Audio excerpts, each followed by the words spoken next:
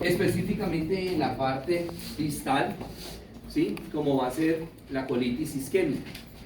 En la colitis isquémica, nosotros ya sabemos lo que significa la palabra isquemia.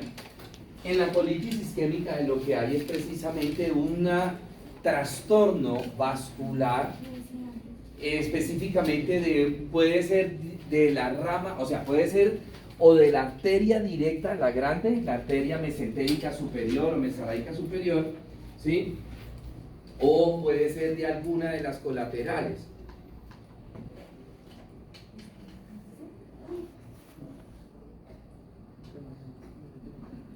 Mañoso que son. Muy bien. ¿Qué es lo que hay? Pues que el vaso sanguíneo, por algún proceso, puede ser una vasculitis que vimos por allá a principio de corte, puede ser por un proceso obstructivo, la luz del vaso sanguíneo se estrecha, se cierra, se va reduciendo el calibre y pues obviamente eso se traduce en que va a haber una disminución en el aporte de sangre hacia ese órgano donde llegaba o esta arteria mesaraica inferior o alguna de sus colaterales. ¿Cuáles son las colaterales de la mesaraica inferior? ¿De la mesaraica inferior? Sí, señor.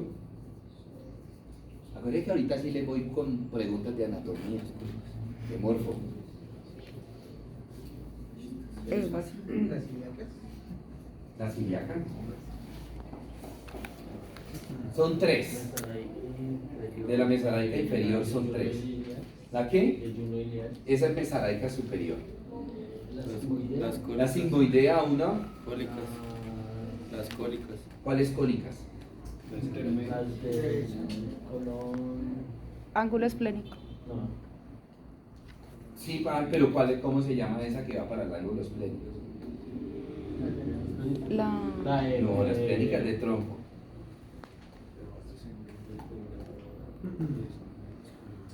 Sebastián, ¿cuáles son las colaterales de la mesaraica inferior? Ya tenemos una, la sigmoidea. La del colon La rectal, descendente, ¿no? La del colon descendente, ¿y cómo se llama la del colon descendente?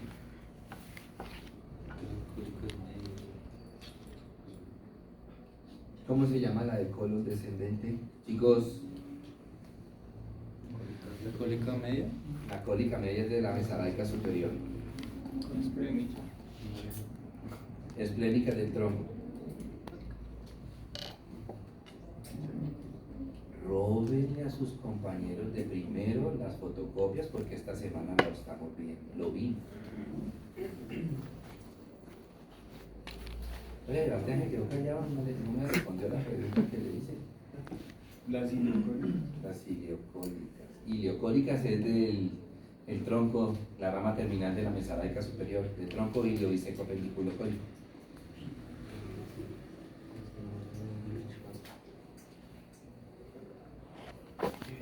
La cólica izquierda, me va para el colon descendente, cólico izquierda, y la rectal superior. Esas son las tres colaterales.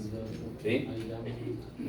Bueno, entonces, desde donde llega la cólica izquierda, de ahí para abajo se va a afectar ángulo esplénico, colon descendente, sigmoides y la parte del recto, ¿correcto?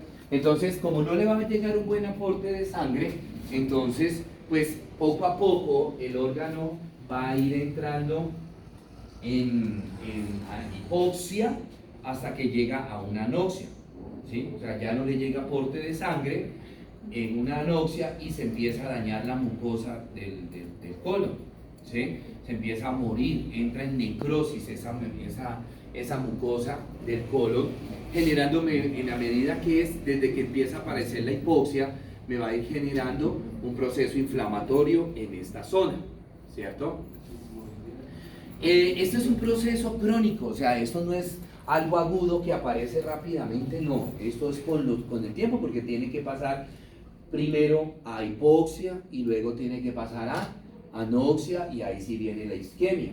Entonces, en este proceso pues se demora bastante tiempo, porque eso no es de un día para otro, ¿cierto? Manifestaciones clínicas, pues desafortunadamente los síntomas son muy bizarros, los síntomas son inespecíficos, ¿sí? O sea, se puede parecer a cualquier enfermedad. Algo que creo que yo hablábamos la semana pasada, yo les decía, chicos, no se queden con el diagnóstico de colon irritable, sino que hay que mirar cuál es la causa del colon irritable. Que esa causa del colon irritable puede ir desde una dispepsia, se los decía yo, hasta un cáncer. Y desafortunadamente, también lo decíamos en la semana pasada que hablábamos de cáncer de colon, eso es lo que pasa. Ay, no, es que como a mí siempre me decían que yo sufro del colon, pero nunca le dijeron cuál es la causa de su inflamación a nivel del colon. Esta, precisamente, la colitis isquémica puede ser una causa de un colon irritable, por la inflamación del colon, ¿cierto? Que el dolor me ayuda a orientarme un poco más, porque va a ser del lado izquierdo, el dolor. Y por lo general las dispepsias, por lo general algunas otras patologías, los síndromes de mala absorción, me da más sintomatología a nivel del lado derecho. Pero el cáncer de colon, acuérdense que aparece en la región rectosigmoidea. Entonces me va a dar sintomatología del lado izquierdo. Una colitis isquémica me va a dar sintomatología del lado izquierdo. Entonces, ojo con eso, ¿sí? Porque cuando nosotros hablamos, y también se los decía en la clase pasada, que cuando nosotros hablamos de síndrome, son un conjunto de enfermedades que comparten los mismos síntomas. Conjunto de enfermedades, ¿verdad? Pueden ser pólipos, pueden ser divertículos.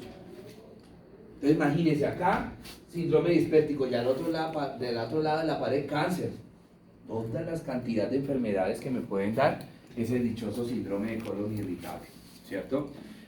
Diarrea sanguinolenta. Pues la diarrea sanguinolenta desafortunadamente no me asusta en el sentido, pues sí, claro que asusta. No es específica para la colitis isquémica, porque acabamos de ver unas patologías producidas por parásitos, por bacterias que me generan diarrea, rectorragia. Ahorita vamos a ver las hemorroides, ¿sí? El síndrome de malabsorción me genera rectorragias, ¿verdad? Entonces, no es específica las rectorragias, ¿cierto? Entonces, aquí es donde está esta parte roja, es donde está la colitis isquémica. La colitis isquémica, otra gran aspecto negativo es que la colitis isquémica puede ser precancerosa. ¿Sí? Por eso también yo les decía, vamos a ver si se acuerdan, qué era lo que yo les insistí tanto la semana pasada, de hacer que, pues además de los temas de exposición, ¿no? Les insistí bastante, cállese, no moleste. ¿Qué les insistí yo tanto la semana pasada? Hombres, mujeres. El examen después de los 40. La colonoscopía después de los 40. ¿Sí? Porque desafortunadamente la única manera para yo diagnosticar muchas de las enfermedades que me dicen me generan síndrome de colon irritable es a través de la colonoscopía. Y desafortunadamente por miedo nosotros, no nos la hacemos, lo mismo que la endoscopia, que también lo hablábamos, pues una persona con antecedentes de gastritis se tiene que hacer por lo menos una endoscopia anual. Y en otros países, que ya eso es tamizaje, por ejemplo en el oriente, allá en China y todas esas vainas, es obligatorio o sea, le diagnosticaron aquí a Julio gastritis y ya obligatorio que Julio se haga 2 endoscopias anuales. Y lo están llamando. Y si es posible lo llevan de una oreja. ¿Sí? Y acá busquen ustedes una persona con gastritis y pregúntenle, ¿cuándo se hizo la última endoscopia? No, pues cuando me diagnosticaron hace 5 años, ¿sí? O 6 o 10 años. Por eso todas las patologías a nivel intestinal son las que ocupan los primeros puestos de mortalidad. Hablábamos del cáncer gástrico, y ahorita estoy explicando. Hablábamos del cáncer de colon, segundas causas de muerte más frecuentes a nivel mundial, y Colombia pues no se queda atrás. En lo malo sí Colombia lleva el estandarte, ¿cierto? Y uno les dice a los pacientes, hágase la colonoscopía, y uno les da la fórmula, la receta para que se programe la colonoscopía. Y por allá, cuando aparece el paciente a los 6 meses, al año, le pregunta, ¿qué hubo? ¿Qué pasó con su colonoscopía? Ay, no, doctor, yo no me la hice. Por miedo. No por miedo que de pronto le salga algo malo, ¿sí? Sino por miedo al examen.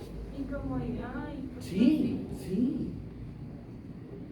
Sí, pero el paciente está sedado, no le va a doler, el paciente está sedado, ¿sí? De repente, y ya ni siquiera las endoscopias que están haciendo bajo sedación, ya es como en la, por no decir que en el 100%, pero sí en el 90% de los sitios donde hacen endoscopías, en las clínicas, en los hospitales, en los centros, lo hacen en bajo sedación, porque pues es molesto tragarse esa manguera, Uy, eso. ¿sí? Y obviamente el reflejo nauseoso es impresionante. Entonces, para evitar eso, precisa y estimular a la población a que se hagan, ¿sí? Que se hagan las endoscopías, precisamente las están haciendo bajo sedación. Y aún así no van. Y pues las colonoscopías igual. Y tampoco es que, pues que quede el paciente, de pronto en las endoscopias sí, queda el paciente maltratado, en esófago. Porque acuérdense que pasa, que el esófago es que colapsado, cerrado, pero el colon no, el colon está dilatado, ¿sí? Entonces no va a molestar tanto cuando le hagan al paciente la colonoscopía, o sea, posterior, porque durante la colonoscopía pues el paciente está dormido, está sedado, no siente nada, pero que de pronto el paciente quede con alguna molestia posterior, no porque el colon está dilatado. ¿Sí? Está permanentemente dilatado, entonces el colonoscopio no tiene que abrirse paso por esa mucosa como si tiene que hacerlo el endoscopio. ¿Por qué? Porque el esófago está colapsado, está cerrado. El endoscopio tiene que irse abriendo camino, y en esa medida que se abre camino, pues obviamente lastima la mucosa del esófago, ¿verdad? Pero el colon no. Entonces, chicos, ustedes, ahí también viene la función de ustedes como profesionales del área de la salud. Sus papás, que yo me imagino que la gran mayoría de sus papás ya están por los 40, ¿sí?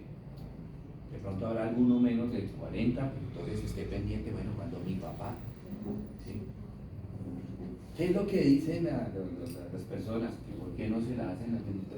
Uno es eso, que duele, ¿no? Pero si está dormido, ¿qué va a dolerle? Y segundo, la misma, ¿qué digo yo? La misma justificación de por qué no se hacen los hombres el tacto rectal. ¿Cuál es? Que obviamente el tacto rectal de los dedos en el... No, sí, pero ¿por qué no se los hace? ¿Cuál es el miedo? Vamos a Que le queda gustando, hombre. Con un tacto, con un dedo y que le quede gustando, hombre. Pero también tengo que tener en cuenta, profe, que la zona de las EPS y demás es complicado estar con Sí. las citas.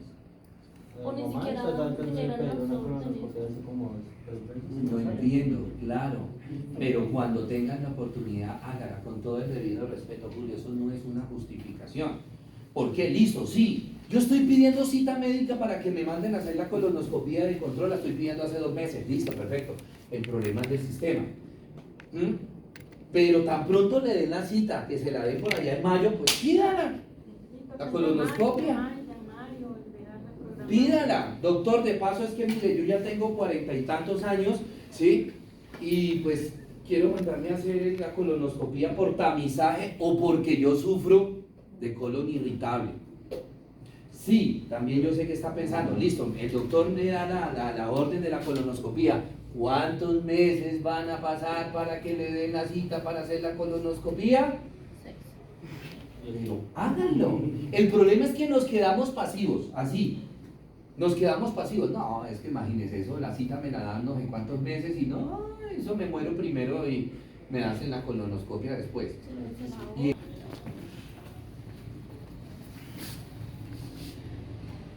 ok, otra patología muy frecuente y ustedes van a tener que hacer precisamente en imágenes, de pronto en las colonoscopías y toda esa cuestión, las hemorroides. ¿Qué son las hemorroides? Son dilataciones de los vasos rectales, vasos venosos, ¿no? Hago la aclaración, vasos venosos rectales.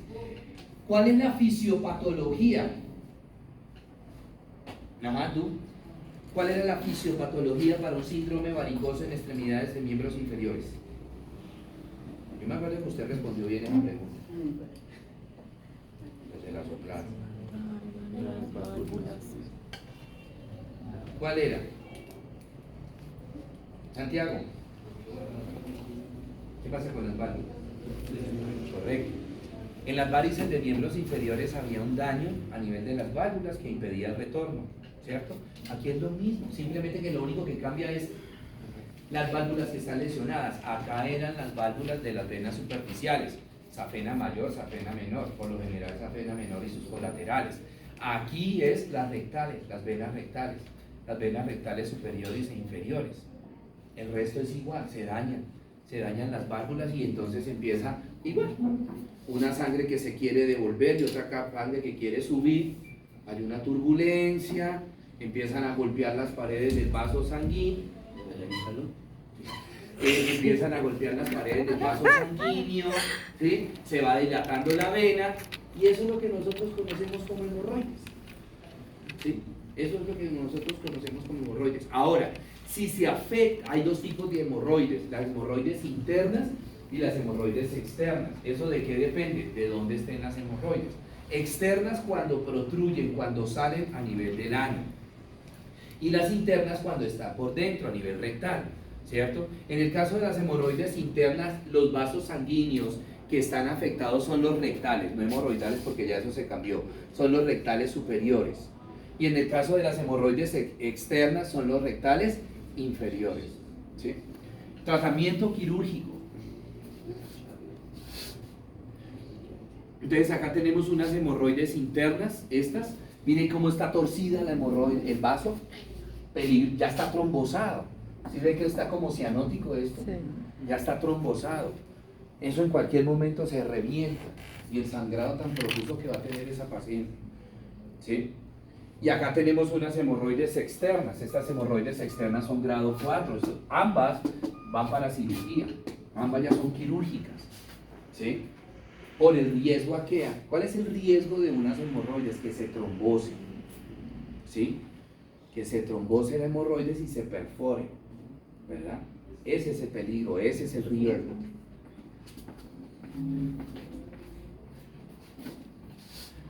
Bueno, muy bien. Preguntas, dudas, inquietudes.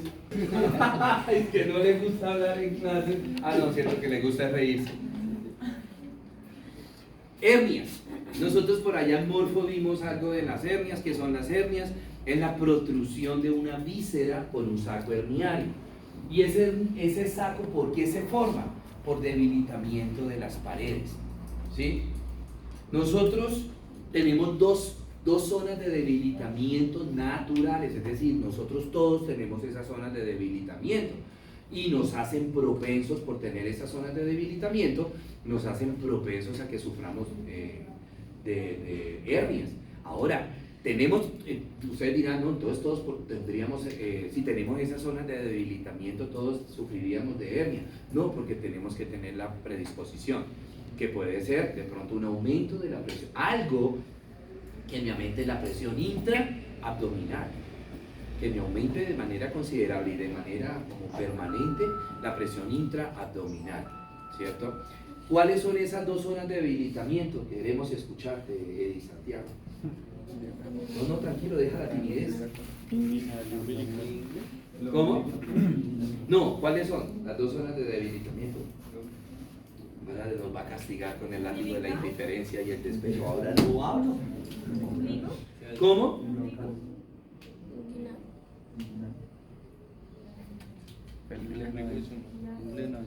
Pero hernia abdominal. ¿No habla? Ya está hablando. Habló para decir no voy a hablar. La umbilical, o sea, es que la que uno siempre ve es la umbilical. ¿Cuáles son esas dos zonas de debilitamiento? No.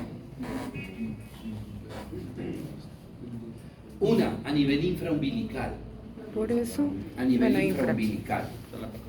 ¿Por qué? Yo no dije umbilical. ¿Yo? Yo dije umbilical. Yo dije infra. Ríete.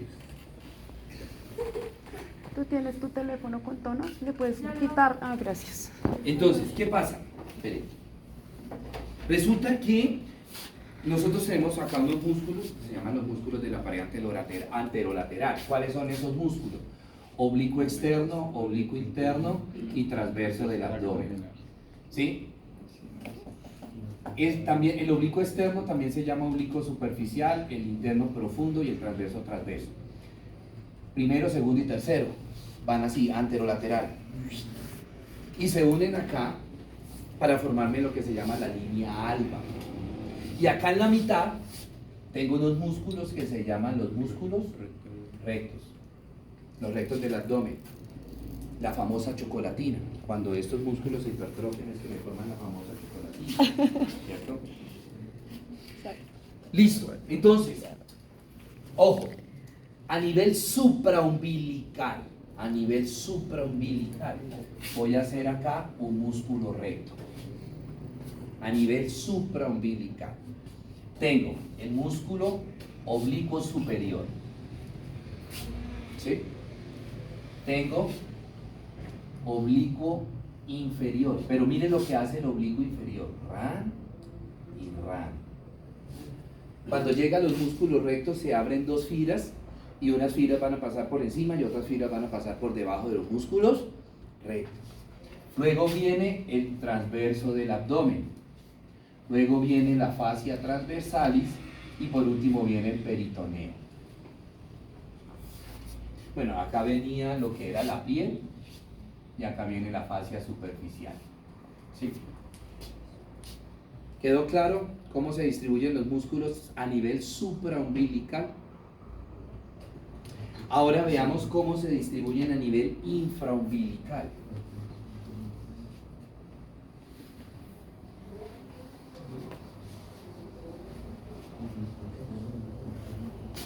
Músculo recto. Pero lo bajo un poco más. Músculo recto. Piel, fascia superficial, oblicuo superficial, oblicuo profundo, transverso del abdomen. Fascia transversalis, peritoneo. ¿Vieron alguna diferencia? Se invierten. ¿Cómo? Se invierten. No hay división en el oblicuo. ¿Solo eso? Están invertidos. Que a nivel infraumbilical todos los músculos pasan por encima de los rectos. Todos, mírenlo. Sí, está lo contrario. Mírenlo, acá es el recto.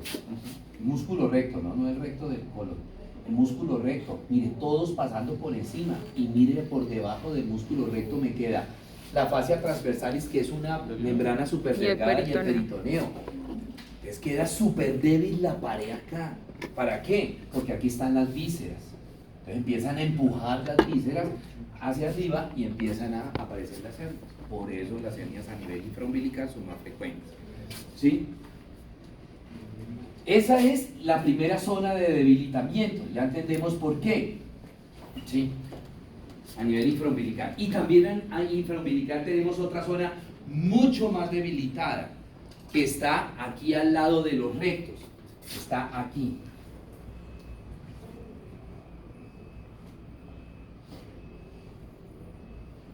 Y se llama triángulo de Hesselbach.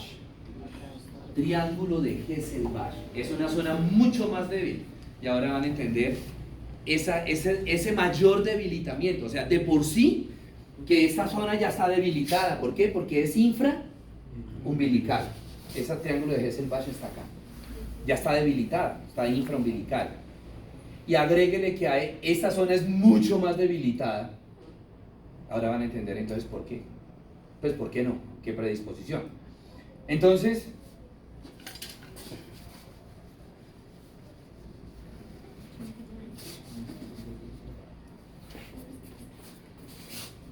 muy bien. Entonces existen varios tipos de hernias. Tenemos las hernias inguinales indirectas y las hernias inguinales directas. Nosotros en Morfo vimos trayecto inguinal. No vimos trayecto inguinal. Ok, el trayecto inguinal es un conducto. ¿Sí? acá. Tiene dos orificios, el orificio inguinal profundo y el orificio inguinal superficial. Sí. Profundo, superficial. Cuando la víscera se mete por acá, por el anillo inguinal profundo, atraviesa todo el conducto inguinal y sale por el anillo inguinal superficial, decimos que la hernia es indirecta. Hernia indirecta.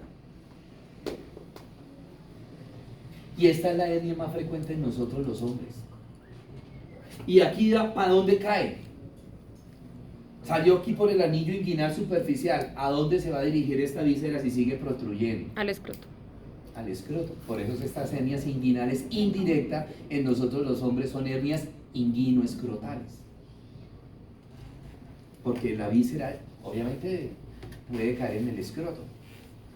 Ahora, tenemos una hernia acá, una zona de debilitamiento acá, que se llamaba, ¿cómo era? Triángulo de Hossi. Triángulo de Hesselbach. Por ahí puede salir la víscera, pero solo sale por el anillo inguinal superficial. Y se va a llamar hernia inguinal directa, y es frecuente en las mujeres. Las hernias inguinales directas. Mujeres. De indirecta, hombres. ¿Correcto? Entonces ahora sí entienden esta zona de debilitamiento, ¿por qué me favorece la aparición de hernias inguinales directas? Directas. ¿Correcto? Profe, una pregunta. Señor. Cuando la hernia se encarcela, ¿qué pasa? O sea, Aquí está el saco herniario, se mete la víscera y no se reduce, se queda metida dentro del saco herniario, se encarceló. Grado 3. ¿Cuál es el peligro? Que el saco herniario la presión. me apriete y me estrangule la hernia. Grado 4, urgencia.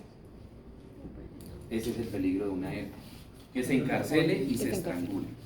Ahí no les ponen esa malla que... ¿Cómo? Sí, ahora la cirugía para evitar, porque hace muchos años atrás operaban a la gente de hernias y con los años les volvía a aparecer. Ahorita vamos a ver cómo se llama esa hernia, ¿sí? Entonces, para evitar que se reproduzca la hernia, ahora se le coloca malla, ¿sí? Se les coloca una malla. Entonces tenemos la hernia femoral que va acá por el conducto femoral, la hernia umbilical, la hernia incisional, que son las hernias reproducidas, las que aparecían en aquellos sitios donde habíamos tenido anteriormente una cirugía, por ahí, por ejemplo, a las mujeres cuando les hacían las cesáreas, con los años por ahí, por debilitamiento de la pared, le aparecía una hernia incisional, ¿sí? Bueno. Una hernia umbilical, una hernia inguinoescrotal, o sea, una hernia inguinal indirecta. Acá está el testículo. Esto es una víscera. Eso es una parte del ilio. Pero metido la dentro del hernia. escroto. ¿Sí? Y eso está pequeña. Creo que eso no se llama. Eso está pequeña, esa hernia. Yo he visto otras que eso es casi todo el intestino delgado acá metido. Profe, ¿por dónde? ¿Cómo, señora? ¿Por dónde los opera? Hay que abrir el anillo inguinal para reducir la víscera. Bueno, muy bien. Preguntas, dudas y por ahí media exposición. Imágenes muy claras. Apendicitis, una inflamación del apéndice. Variación anatómica. ¿El apéndice qué ubicación tiene? ¿Cómo? Retrocecal, y esa está seca, está saliendo del ciego directamente. Retro tenía que haberla pintado por aquí atrás y saliendo por aquí. Claro. ¿Cuál es? Es una inflamación, por lo general es producida por un proceso obstructivo a nivel de la apéndice. Los libros hablan de que las pepitas de frutas, de ciertas frutas, que por ejemplo que el maracuyá, que la mora, que la guayaba, pero yo cuando los realmente bebés he les visto reportes de patología, de apendicectomías, he enviado apéndices y todo eso, y ninguna me reporta que se encontró residuos de pepas o residuos de pepita de guayaba, alguna cosa. La mayoría de las, sí hay un proceso obstructivo. ¿Y cuál es la principal causa y cuál es la correlación que uno ve? La obstrucción por fecalitos, que son pedacitos de materia fecal que se desprenden del bolo fecal y van y tapan la luz del apéndice. ¿Qué particularidad tienen esos pedacitos de materia fecal? Que son duros. Y si ustedes ven un paciente que haya sido operado de apéndice, la mayoría de ellos sufren de estreñimiento. Entonces esa materia fecal que lo hemos hablado ya es una materia fecal dura, deshidratada y que se pueden desprender, que son piedras. ¿Qué es un fecalito? Es como una piedra, un meteorito, ¿sí? Es una piedra completamente deshidratada que puede tapar la luz del apéndice, ¿cierto?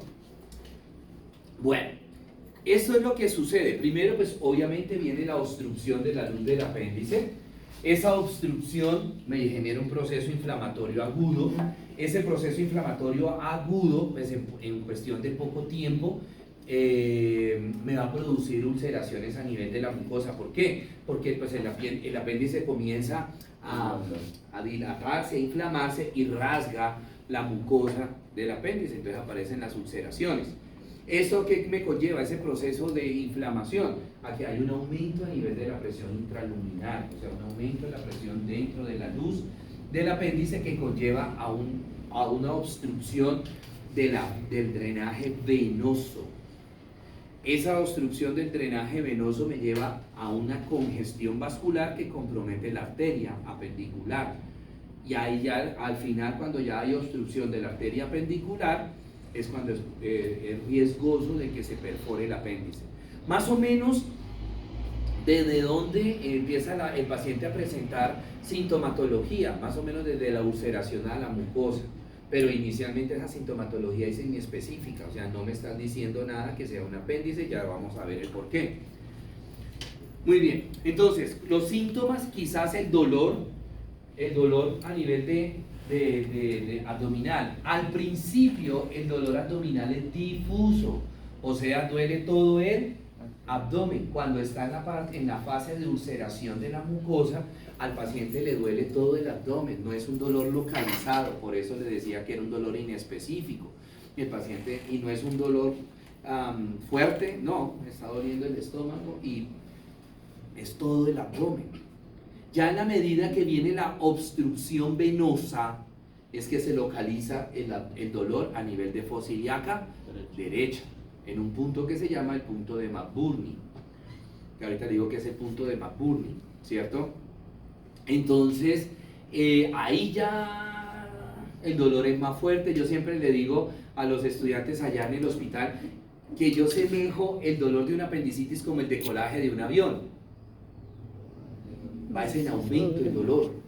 No produce como algunos otros dolores abdominales, por ejemplo, de una gastroenteritis, por ejemplo, el del dichoso colon irritable, que es un dolor en montaña rusa. Aumenta, se mantiene, baja. Aumenta, se mantiene, baja. No, este va en aumento. ¿Cuándo desaparece el dolor en ese paciente? Cuando lo operan. Cuando se opera, no más, ¿cierto? La localización del apéndice es a nivel del punto de McBurney, que es un punto imaginario. Cuando trazamos una línea imaginaria entre el ombligo y la espina ilíaca anterosuperior, la mitad de esa línea imaginaria es el punto de McBurney y se dice que a ese nivel está el apéndice, ¿sí? Existen unas maniobras para yo saber si es un apéndice. Esas maniobras están basadas en la irritación del peritoneo. ¿Cuáles son las maniobras? La maniobra de Blomberg. Entonces tenemos el pacientico acostado, ¿sí? Y, ojo, comprimo fosa ilíaca derecha y suelto bruscamente la fosa ilíaca derecha. Al paciente le duele más cuando suelto que cuando comprimo. Si el dolor fuera colon irritable, gastroenteritis, lo que sea, le duele más cuando comprimo, cuando presiono. Aquí es cuando suelto. Inmediatamente el paciente se queja del dolor en fosa ilíaca derecha. Blomberg positivo, ROPSI, lo mismo que Blomberg pero del lado izquierdo.